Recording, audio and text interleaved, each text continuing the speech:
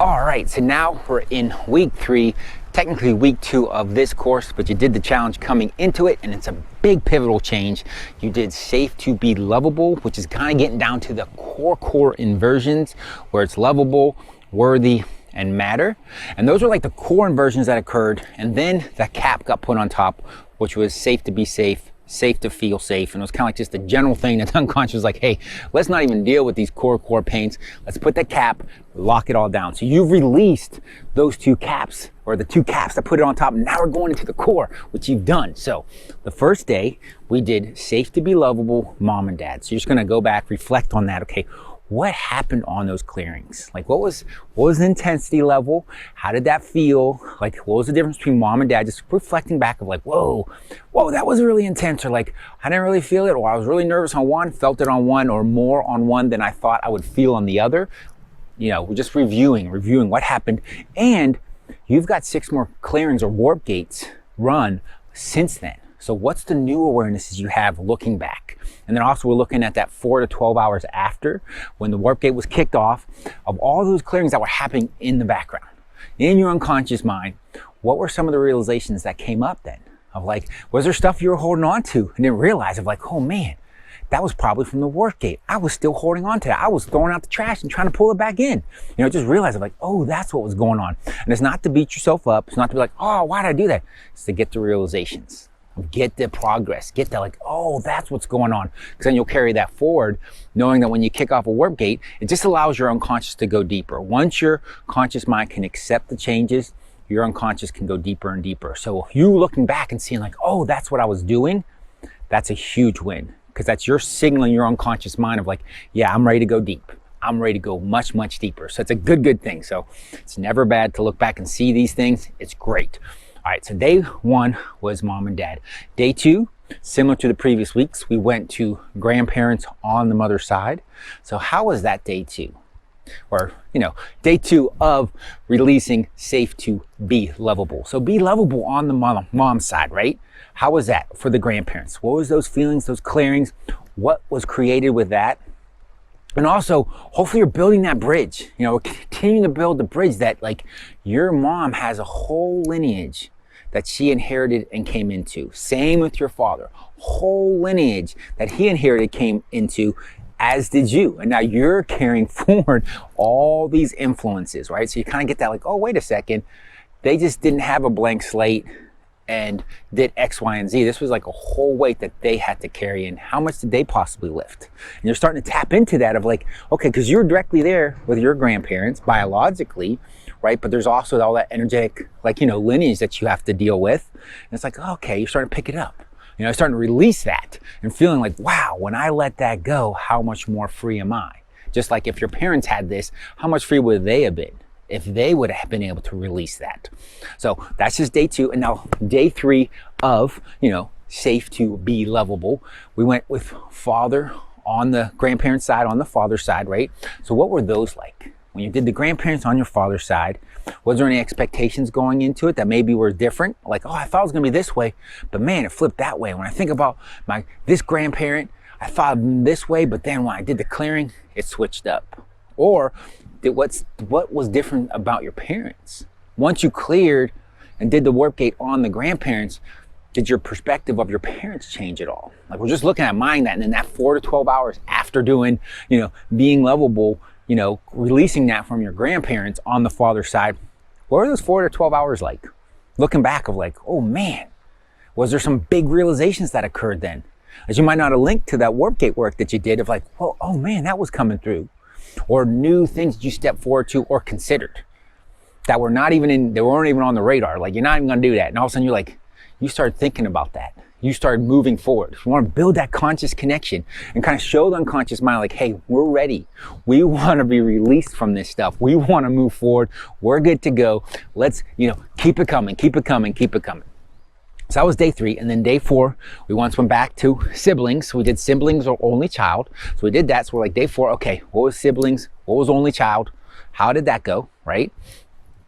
And then we just want to look back those 4 to 12 hours after. So what was it like clearing on the siblings for being lovable? Because there's a whole dynamic with that of like the battling with the siblings of getting mom, dad's love, just the whole dynamic of like, once you started releasing from having to do that, all those preconceived ideas, what was your experience? And what happened the 4 to 12 hours after that of like, okay, there's that be lovable, I cleared that.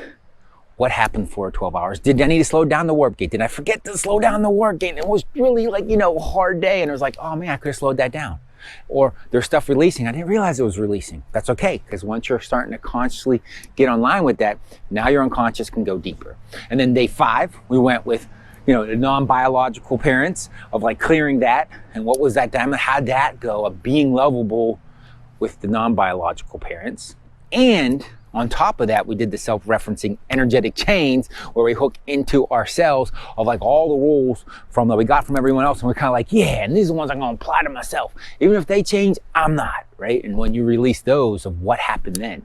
So it's a really big day of what happened 4 to 12 hours after, Did you start changing how you thought about stuff? Or even just start confronting of like, hey, I'm wired on this stuff. And maybe there was a little resistance of like, man, why am I wired? It's all good. Because you went from completely unconscious to it to now it's showing up. To even you can start looking at it and being like, hey, wait a second, I don't like that there. Because there might be stuff that you don't like that's there, but if it's in the unconscious, it gets run automatically without any chance to say, hey, I don't want that. But that looking back and seeing like, hey, I don't want that, is such a perfect signal to the unconscious to being like, oh, you're ready to let go of that? You don't want that anymore? Okay. Because at one point it was put in. It was programmed in of like, yes, follow this program, do it this way. But you looking back and starting to see of like, wait, I don't want it that way. That's where it can start really unwinding. So day 5, it was where we did non-biological parents and also the self-referencing chains, super, super powerful. And then the day 6 is where we do the meditation. We run all of those again. So it can be a very powerful day, and also could be a very intense day. We might want to slow it down, or we can break it up into pieces. Like if it's just too much, you just stop the video. Remember where you got to, right? And you can even just start it again. Do it again with mom and dad. That's always a good idea, and get a little bit further. And do it again and get a little bit further. It's not a race because this is going at warp speeds. So it's not like, oh, I just got to force through it. No, we don't need to force through it. But how far did you get to the meditation? Or just say, hey, I'm gonna run this meditation, but I'm gonna run at 1/10 power, see if I can get to the end, and then let your unconscious, working through that. And then the rest and review days is where that all accelerates, where you start getting that conscious awareness, you're linking it up, you're communicating with your unconscious, saying like, yes, I can handle this, yes, keep going forward, or even just saying like, hey, whoa, that was a little intense, let's slow it down a bit. Because it's not like making it really, really intense will make it go faster. It's kind of like that analogy I say with the funnel. So what gets through the funnel? So pouring the water into where it spills over just causes all that drama into where like, I just don't like the process. It doesn't get more water through. So we can just say, oh, we need to slow it down a little bit. Whoa, this was a little intense. That's fine. But like, hey, let's back it off a little bit because you're moving at warp speed. I mean, your unconscious mind is doing such a huge amount of energy work on core fundamental processes, like core pieces. So it's okay if you feel like going a little slower. I mean, because we're going to go loop back and hit it again and go deeper and deeper. And if we make the process where it's not traumatic, not painful, you're more likely to come back and go deeper and start communicating with your unconscious like, no, I can handle this. This is good. Let's remove it. Let's move to the next level, as opposed to like, oh, I don't want to look. Because your unconscious realizes that, and there's like that thing past it that's deeper and deeper. And if you're already going, oh, I don't want to do it, your unconscious is going to be like, okay, we'll slow it down. We'll stop it. It will stop it.